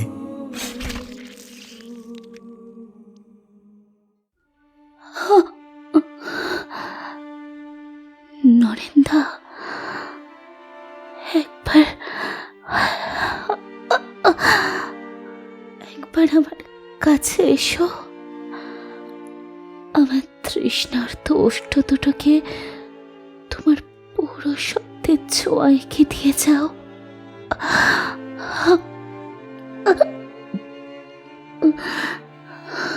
দেখো, আমি আমি নববধূ সাজে সেজেছি।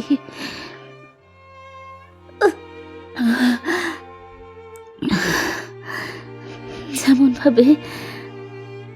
ভাবে তুমি আমায় দেখতে চেয়েছিলে, নিকুঞ্জপুরের শীতলা মন্দিরের পেছনে বট গাছটার আড়ালে।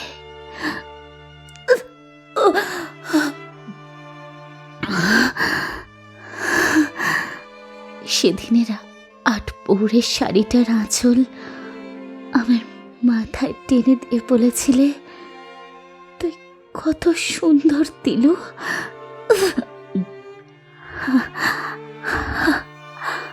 আর আমি সেই মুহূর্তে লজ্জায় রক্তিম হয়ে উঠেছিলাম। পেটের গভীরে ছুরির ফলাটা পৌঁছে গেছে। খুব কষ্ট হচ্ছে তার। চারিদিকে রক্ত ছিটকে গিয়ে পড়ছে। দক্ষিণ কোণে আঁকা পোর্ট্রেটটাও তার থেকে বাদ যায়নি।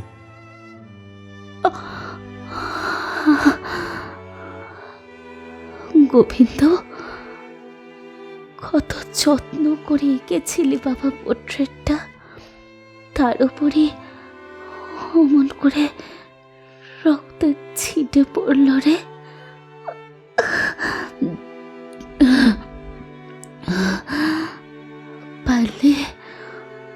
পারলে হতভাগিনীকে ক্ষমা করিস বাবা।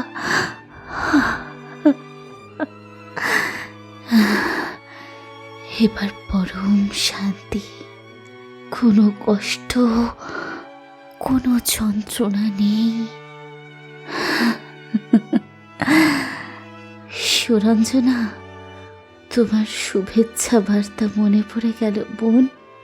তোমার মঙ্গল হোক তিলোত্তমা। আমার মঙ্গলই হলো বটে সুরঞ্জনা।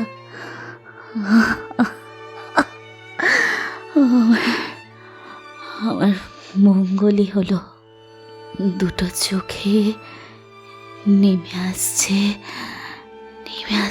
ঘন অন্ধকার। কি ঘন কালো তার রং, কি কালো।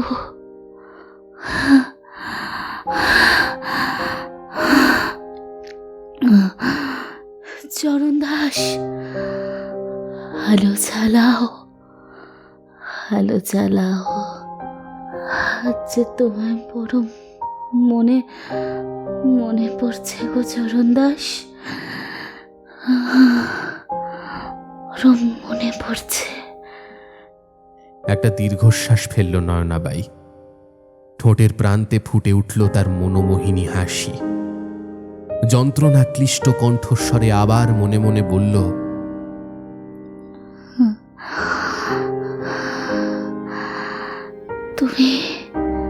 তুমি এত বোকা কেন গো চরণ দাস? পুরুষ মানুষ হয়ে এত বোকা হলে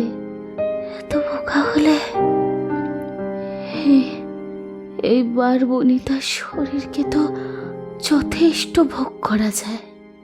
তাকে যে ভালোবাসতে নেই, তাকে তুমি বোঝনি কোনোদিনও?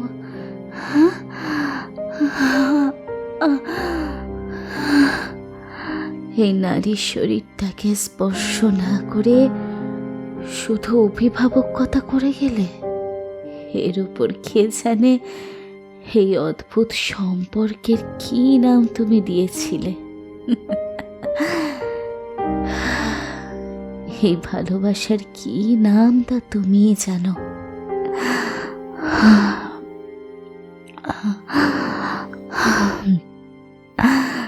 বাজাও চরণ দাস, তোমার সারেঙ্গিতে সেই বিরহ মাখা ভীম পলশ্রীর রাগের মূর্ছা একবার শেষ বেলায় শুনে যাই। খুব খুব কষ্ট হচ্ছে, খুব কষ্ট হচ্ছে।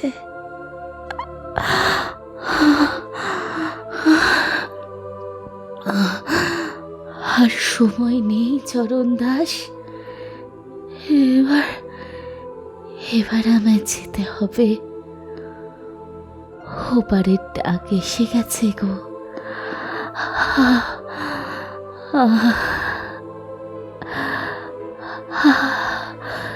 চোখ দুটে ঘন নীরব অন্ধকার নেমে আসছে, বড় নীরব,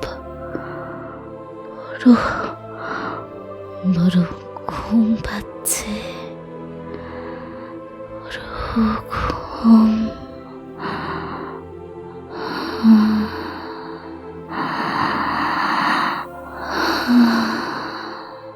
ধীরে ধীরে তিলোত্তমার রক্তাক্ত শরীরটা আরাম কেদারায় ঢলে পড়ল।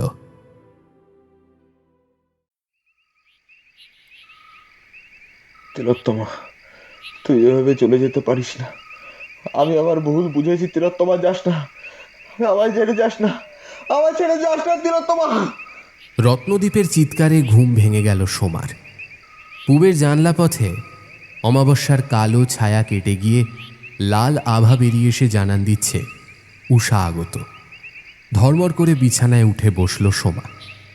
চোখ চলে গেল দক্ষিণ দেওয়ালে টাঙানো পোর্ট্রেটটার দিকে, যার ওপর একটা সাদা কাপড়ের টুকরো দিয়ে ঘষে ঘষে কি যেন মোছার চেষ্টা করছে রত্নদ্বীপ। সোমা তৎক্ষণাৎ বিছানা ছেড়ে উঠে দাঁড়ালো, পায়ে পায়ে এগিয়ে গেল রত্নদ্বীপের কাছে। নিচু কণ্ঠস্বরে বলে উঠল, দীপ, কি করছো তুমি? ছবিটা এভাবে কাপড় দিয়ে মুছছো কেন তুমি দীপ? রত্নদ্বীপ আলতো করে নিজের ঠোঁটে তর্জনী ঠেকিয়ে বলে ওঠে, চুপ করো সোমা, দেখছো না কত রক্তের ছিটে লেগেছে তিলোত্তমার গায়ে? আমি যদি মুছে না দিই তাহলে তো ওর গায়ে রক্ত লেগেই থাকবে। আবার রত্নদ্বীপ সাদা কাপড়ের টুকরো দিয়ে পোর্ট্রেটের ওপরটা মুছতে থাকে। দীপ কি আর প্রকৃতিস্থ নেই নাকি? ওকে বর্তমানকে হারিয়ে ফেলে অলিক কল্পনার রাজ্যে বিচরণ করছে, নাকি আমারই ভুল? পোর্ট্রেটটা তো ওর গত জন্মের কথা বলছে, যা কেবল ওর পক্ষেই জানা সম্ভব। হয়তো সেটাই খোঁজার চেষ্টা করছে। না না না না, এসব অবৈজ্ঞানিক চিন্তাধারা আমার মনে আসছে কি করে? এই কি সম্ভব নাকি? এরকম নানা প্রশ্ন যখন অশান্ত করে তুলতে থাকে তার মনটাকে, সেই মুহূর্তে পোর্ট্রেটের পেছন দিকে কোনো কারণবশত চোখ চলে যায় সোমার, যেখানে রয়েছে কয়েকটি নম্বর। আন্দাজ করে মোবাইল নম্বর। তৎক্ষণাৎ নাম্বারটা মনে করে দুবার আউড়ে নিল সোমা। তারপর দ্রুত খাটের পাশের ছোট টেবিলটার ওপর রাখা নিজের মোবাইলে দ্রুত সেভ করে নিল। ভোর থাকতে থাকতেই নম্বরটায় টাচ করল সোমা। অপর প্রান্তে পুরুষ কণ্ঠস্বর শোনা গেল। অনুমান করল পুরুষ কণ্ঠস্বর কোনো কম বয়সী যুবকের নয়, মধ্যবয়সীরও নয়, বৃদ্ধের। হ্যালো, আমি আব্দুল রহমান বলছি। আপনি মনে হয় ওই পোর্ট্রেটটার ব্যাপারে জানার জন্যই ফোন করেছেন। কথাগুলো বলতে গিয়ে খুক খুক করে খানিকটা কেশে উঠল আব্দুল। সোমা স্তম্ভিত। তার ফোন কল শুনেই ভদ্রলোক কী করে বলে দিতে পারল যে সে পোর্ট্রেটটার ব্যাপারেই জানতে চাইছে? মনের মধ্যে প্রশ্নগুলো এলেও কোনো উত্তর পেল না। আব্দুল আবার বলে ওঠে, চিন্তা করবেন না দিদিমণি, আমি জানি আপনি ওই বাবুকে খুব ভালোবাসেন। আপনার কোনো ক্ষতি ওই পোর্ট্রেট করবে না। ও আজ পর্যন্ত কারোর কোনো ক্ষতি করেনি। তবে যে ওই পোর্ট্রেট দেখে বিকৃত বা অশালীন চিন্তা পোষণ করেছে, তাকে ওর হয়ে অন্য কেউ শেষ করে দিয়েছে। ও কিন্তু কিছু করেনি।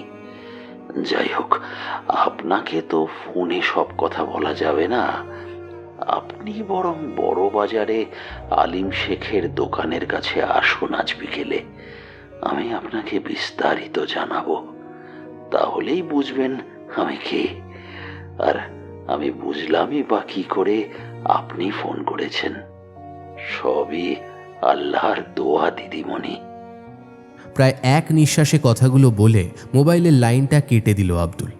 কিছুক্ষণ কিংকর্তব্য বিমূঢ় হয়ে বসে রইল সোমা।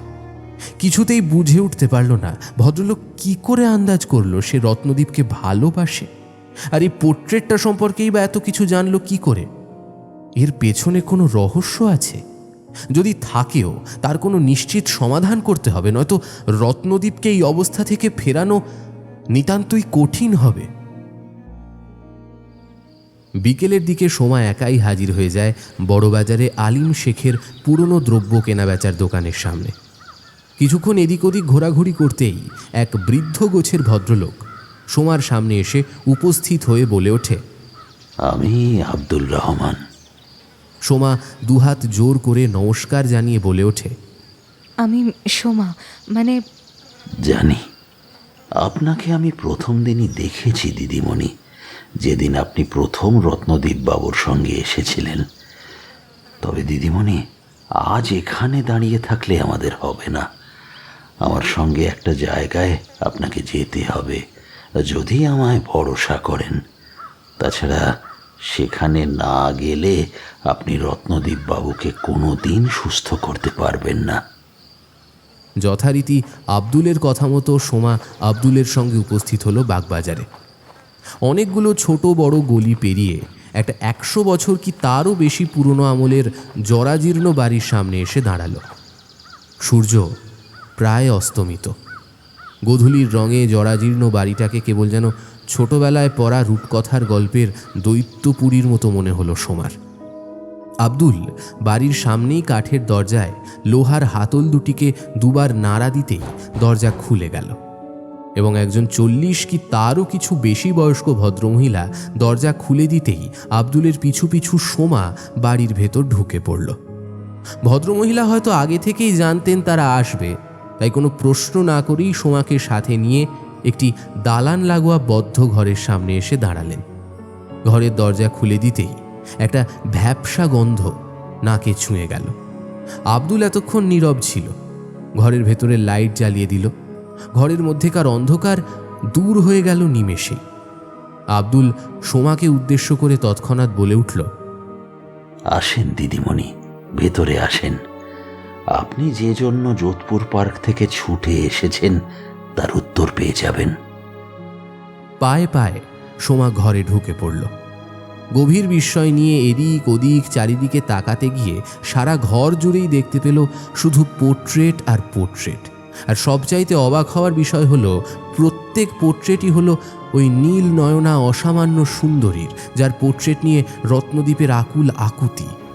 রত্নদীপ যাকে তিলোত্তমা বলে ডাকে, কিন্তু এত পোর্ট্রেট এলোই বা কি করে, আর আঁকলই বা কে? দিদিমণি, অবাক হলেন তো? আমি জানি আপনি অবাক হবেন। আসলে এটি বিখ্যাত বাইজি নয়নাবাইয়ের পোর্ট্রেট। এগুলো এঁকেছিলেন গোবিন্দ নারায়ণ মুখুজ্জে, যিনি আজ থেকে 70 বছর আগে এই বাড়িতেই জীবনের শেষ দিন পর্যন্ত নয়নাবাইয়ের ছবি আঁকতে আঁকতেই জীবনের ইতি টানেন। সারা জীবন বিবাহ না করে সাধকের জীবন কাটান। এও শোনা যায় ওর বাবা নাকি নয়নাবাইয়ের আশিক ছিলেন। ওদের বাপ ছেলের কোনো ছবি, মানে কোনো ফটো নেই? আছে, আর সেটা দেখলেই আপনি আপনার সব প্রশ্নের উত্তর পেয়ে যাবেন। কথাগুলো বলে আব্দুল সামনের ভদ্রমহিলাকে কিছু ইশারা করতেই ভদ্রমহিলা একটা কাঠের টেবিলের ড্রয়ার থেকে একটা খাম জাতীয় কিছু বের করে সোমার দিকে এগিয়ে দিল। খামটা হাতে নিয়ে খানিকটা নাড়াচাড়া করে ভেতরে হাত ঢুকিয়ে দিতেই দুটি বহু পুরনো সাদা কালো ফটো বের করে চোখের সামনে মেলে ধরতেই বুকের ভেতরটা কেমন যেন করে উঠল সোমার। বিস্ময়ের সঙ্গে তাকিয়ে রইল একজন 40 বছর বয়সী পুরুষের পাশে একজন 20 বছর বয়সী যুবকের ছবির দিকে। বিস্ময় মিশ্রিত কণ্ঠস্বরে বলে উঠল, হে কি করে সম্ভব? সম্ভব দিদিমণি, সব সম্ভব। রত্নদীপ বাবুর পুনর্জন্ম হয়েছে। তিনিই ছিলেন গত জন্মে এই 40 বছরের ব্যক্তির যে ছবি দেখছেন, নিকুঞ্জপুর নামের একটি গ্রামের জমিদার নরেন্দ্র নারায়ণ মুখুজ্জে, আর তার পাশে তার একমাত্র ছেলে গোবিন্দ নারায়ণ। আপনি কি করে এত কিছু জানলেন? আমি যে গত জন্মের সব মনে রেখে দিতে পেরেছি, যা রত্নদীপ বাবু পারেননি দিদিমণি। মানে আর কিছুই নয় দিদিমণি। আমি গত জন্মে এই বাইজির রক্ষাকর্তা ছিলাম। আমার নাম ছিল চরণ দাস, আর এই জন্মেও আমি ওর রক্ষাকর্তা। যদি কেউ ওর ছবির কোনো অমর্যাদা করে, তাকে শেষ করে দিয়ে এক মুহূর্তে, যেমন করেছিলাম আলিম শেখের ভাবি জামাইটাকে। শালা বিয়াদব আমার নয়নাবাইয়ের পোর্ট্রেট নিয়ে অশ্লীল ইঙ্গিত করেছিল। তাই একদিন সকালে যখন স্নান করতে গেছিল জানোয়ারটা, তখনই গলা টিপে মেরে দিয়েছি। আর যারা যারা ওকে নিয়ে নোংরা ইঙ্গিত করবে, আল্লাহ কসম তাদেরই মেরে ফেলে দেব। কি বলছেন কি আপনি? আপনি জাতিস্বর? হেও কি সম্ভব? তা জানি না দিদিমণি, আনপাড় তো। তবে সব মনে আছে আমার আগের জন্মের কথা। কিন্তু আমার দীপ তো আপনার নয়না বাইয়ের পোর্ট্রেটকে ভালোবেসেছে। তাহলে ওর কোনো ক্ষতি আপনি করবেন না তো? ও তো কোনোদিনও ওই পোর্ট্রেটটার কোনো অমর্যাদা করেনি। উনি নয়নার আশিক ছিলেন, তাই ওর কোনো ক্ষতি কি আমি করতে পারি? কিন্তু আমি রত্নদীপকে আমার করে ফিরে পাবো কি করে? আপনি তাহলে সেটা বলে দিন আমায়। এখন অমাবস্যা চলছে দিদিমণি। আজ গভীর রাতে আমি আপনাদের বাড়ি যাব। আমি আপনাদের বাড়ি চিনি, কোনো চিন্তা নেই। ওই পোর্ট্রেটটা আপনি তখন আমায় দিয়ে দেবেন। তাহলেই রত্নদীপ বাবু পূর্বের সব কথা ভুলে যাবেন, এমনকি পোর্ট্রেটের কথাও মনে রাখতে পারবেন না। তবে দেখবেন রত্নদীপ বাবু যেন কিছুই জানতে না পারেন। বেশ, তাই হবে। সোমা আর দাঁড়ালো না, ফিরে এলো যোধপুর পার্কে রত্নদ্বীপের বাড়ির উদ্দেশ্যে।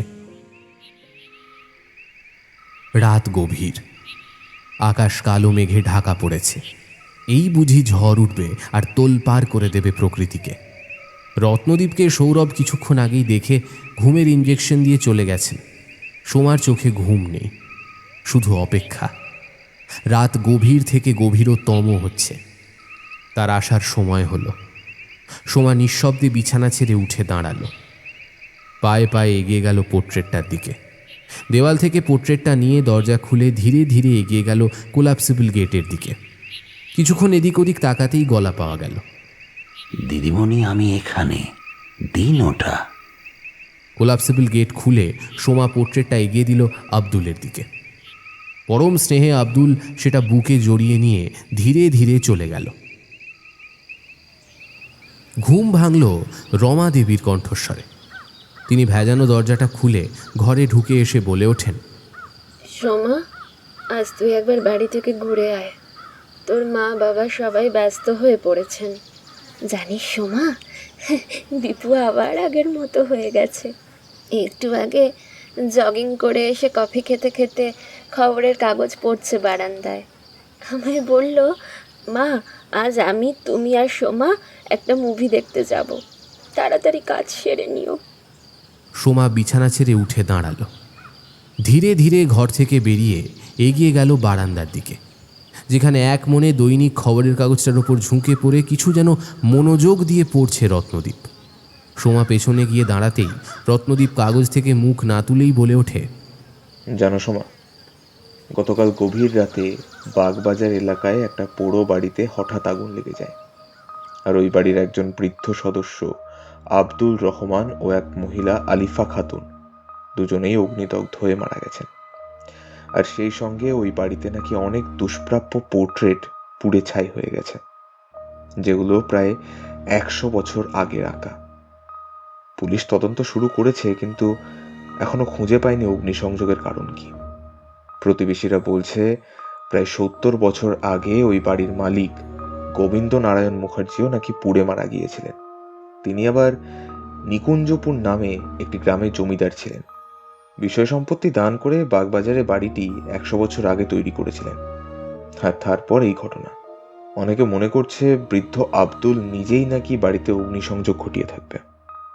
সোমা কিছু বলে না, শুধু একটা দীর্ঘ নিঃশ্বাস ফেলে আব্দুলের উদ্দেশ্যে।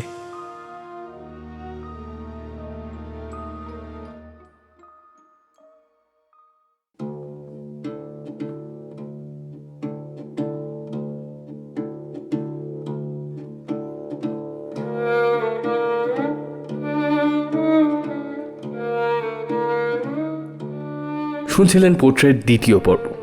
আমাদের আজকের গল্পে গল্প পাঠে ছিল সায়ন্তন এবং গল্পের সূত্রধার আমি আর্য।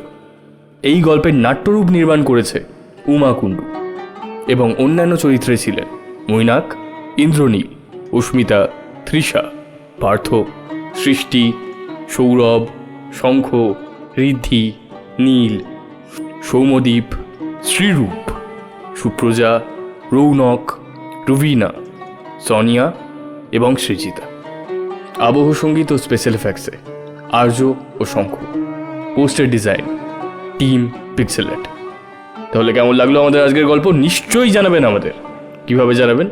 আমাদের কমেন্ট সেকশন আপনার জন্য খোলাই আছে এবং তার সাথে আছে আমাদের সোশ্যাল মিডিয়া হ্যান্ডেলও। আমাদের সোশ্যাল মিডিয়াতে ফলো করতে পারেন facebook.com/FreakyFridayStories এবং ইনস্টাগ্রামে @FreakyFridayStories। তাহলে আজকের মতো এতটুকুই। সামনের সপ্তাহে আরও একটি দারুণ গল্প নিয়ে ফিরে আসবে টিম ফ্রিকি ফ্রাইডে স্টোরিজ। ততদিন খুব ভালো থাকবেন। শুভরাত্রি।